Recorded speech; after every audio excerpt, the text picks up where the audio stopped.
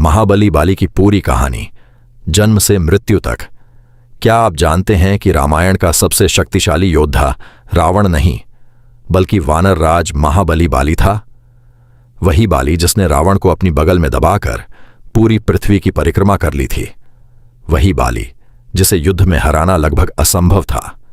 लेकिन इतना महान और पराक्रमी योद्धा आखिर भगवान श्री राम के एक ही बाण से कैसे मारा गया? आइए जानते हैं महाबली बाली की पूरी कहानी, जन्म से लेकर मृत्यु तक। पौराणिक कथाओं के अनुसार बाली का जन्म वानर राज रक्षराज से हुआ था। भगवान इंद्र ने अपने दिव्य तेज से बाली को जन्म दिया, इसलिए बाली को इंद्रपुत्र भी कहा जाता है। बचपन से ही बाली असाधारण शक्ति, साहस और बुद्धि से भरपूर था। उसकी वीरता देखकर देवता भी प्रसन्न होते थे।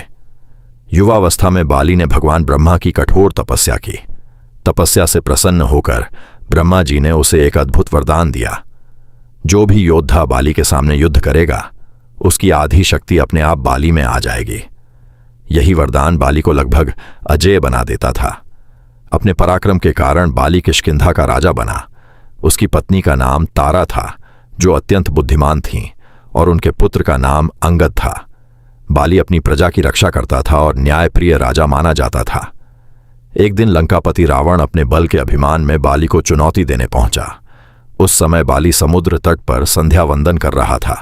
रावण ने पीछे से आक्रमण करना चाहा, लेकिन बाली ने उसे पकड़कर अपनी बगल में दबा लिया और चारों समुद्रों की परिक्रमा करता रहा। रावण लाख प्रयास करता रहा, लेकिन छूट नहीं पाया। अंत में उसने बाली की शक्ति स्वीकार की और उससे मित्रता कर ली। एक दिन मायावी नामक राक्षस ने बाली को युद्ध के लिए ललकारा। बाली और उसका भाई सुग्रीव उसका पीछा करते हुए एक गुफा तक पहुंचे।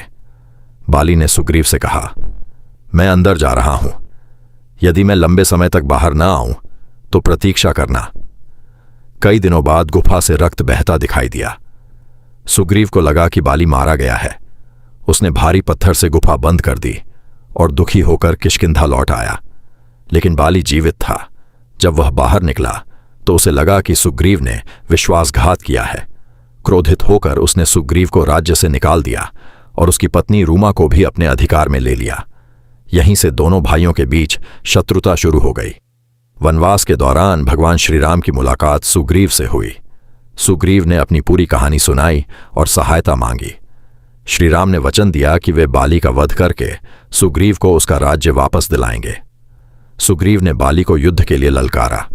दोनों भाई समान रूप से दिखाई देते थे, इसलिए पहले युद्ध में श्री राम ने बाण नहीं चलाया। दूसरी बार श्री राम ने सुग्रीव के गले में पुष्पमाला पहनाई। जैसे ही युद्ध शुरू हुआ, श्री राम ने पेड़ की ओट से एक दिव्य बाण चलाया।